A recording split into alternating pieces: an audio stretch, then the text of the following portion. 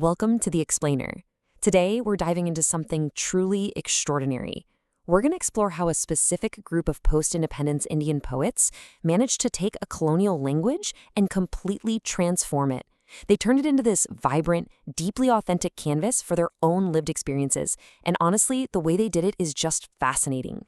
Okay, let's dive right in. Picture this. The central tension of this entire story is this massive challenge. Historically, English in India was tied strictly to colonial education and British literary traditions.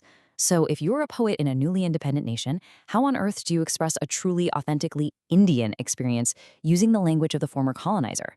How do you capture local streets, family dynamics, and religious tensions in a language that wasn't actually born there? Well, that is the exact challenge these poets took head on. Section 1, A New Indian Voice. The difference between these two eras is literally night and day. Pre-independence Indian poets writing in English leaned heavily into British standards, romanticism, Victorian influences, and these highly idealized, almost decorative views of India. It was basically a pretty postcard. But the post-independence poets, the guys we call the new poets, they totally ripped up that postcard.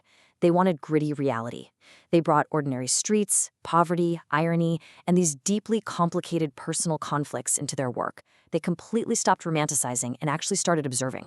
This whole paradigm shift boils down to a brilliant concept from scholar K.R.S. Iyengar, self-expression in English.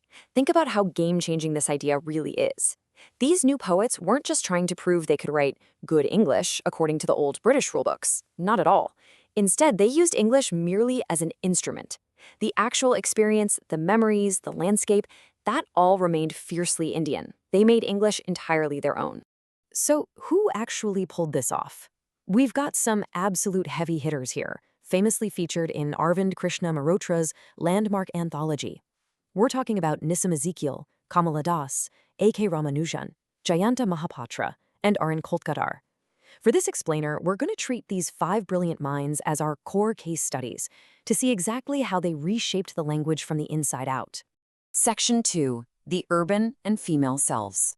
Let's kick things off with Nissim Ezekiel. Listen to this microscopic detail from his famous poem, Night of the Scorpion. His mother has just been stung by a scorpion, and he writes, "The peasants came like swarms of flies and buzzed the name of God 100 times. It's incredibly vivid, right? But notice the irony there. He compares the concerned villagers to swarms of flies, which really shows us the chaotic, almost overwhelming nature of their superstition and fear. That perfectly captures Ezekiel's signature urban Indian voice. He takes his very ordinary, chaotic domestic incident, literally just a childhood memory of a scorpion sting, and uses it to explore serious literary themes. He doesn't just mock the villagers, but he heavily contrasts their frantic superstition with the quiet, grounded reality of maternal sacrifice at the end of the poem, where the mother simply thanks God the scorpion spared her kids. It's personal memory completely mixed with razor-sharp social observation.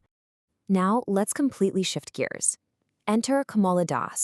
Just listen to this bold, unapologetic declaration from her poem and introduction. She says, "I am Indian, very brown, born in Malabar, I speak 3 languages, write in 2, dream in 1.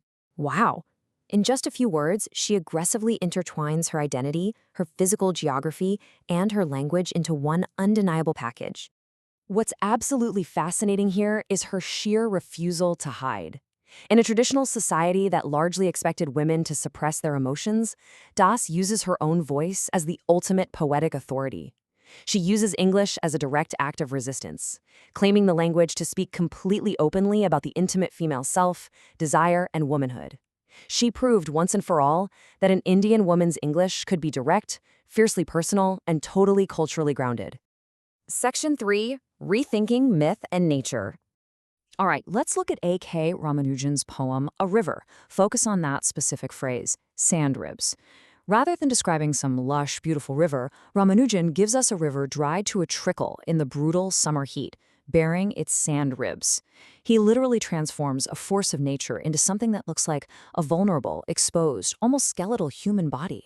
The big takeaway here is what Ramanujan is actively doing with this imagery.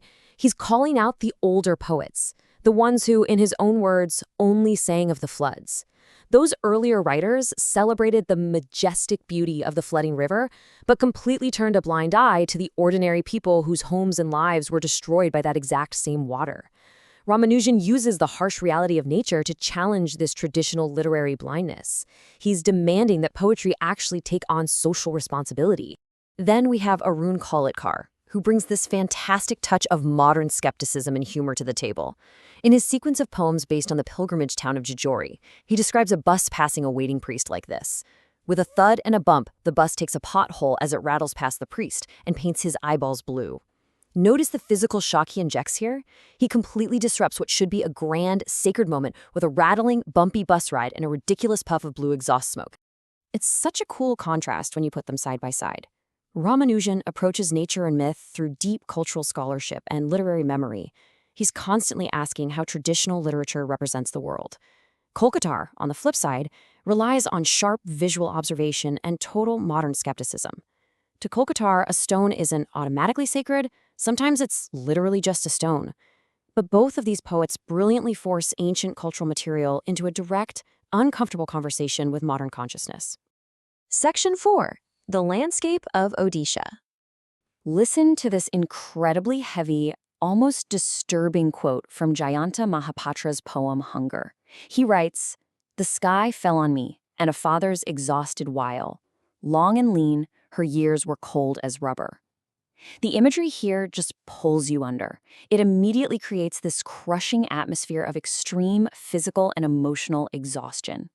Mahapatra's absolute genius is how he treats the physical landscape of Odisha as pure human psychology.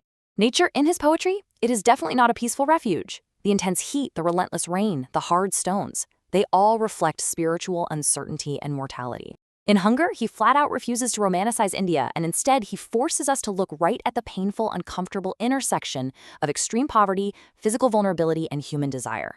He doesn't offer us any easy moral answers. He just shows us the stark reality. Section 5. Many Voices, Many Indias. So what are we left with? A completely stunning mosaic. We've got Ezekiel giving us the irony of urban Bombay, Kamala carving out this fiercely intimate, unapologetic female identity, Ramanujan bridging deep cultural memory with modern social responsibility, Mahapatra turning the physical landscape of Odisha into raw psychological pain, and Kolkatar wandering through a secret pilgrimage site with the skeptical eyes of a modern man. There is no single Indian voice here, and that's the point. It's a massive, beautiful mosaic of distinct, lived realities. Which brings us to the core takeaway of this entire explainer. The new poets did something genuinely revolutionary. They took English, this heavy colonial inheritance, and completely transformed it from the inside out. They turned it into a flexible, highly creative instrument that was actually capable of carrying the massive, complex weight of the modern Indian imagination. They didn't abandon the language, they essentially gutted it and rebuilt it to make it their own home. I'm going to leave you with this final provocative thought. If language is your primary tool for self-expression, how does the language you speak shape the identity you present to the world? These poets actually bent a language to fit their reality. It really makes you wonder how your own words are defining your reality every single day. Thank you so much for joining me on this deep dive into the new poets, and as always, keep questioning the world around you.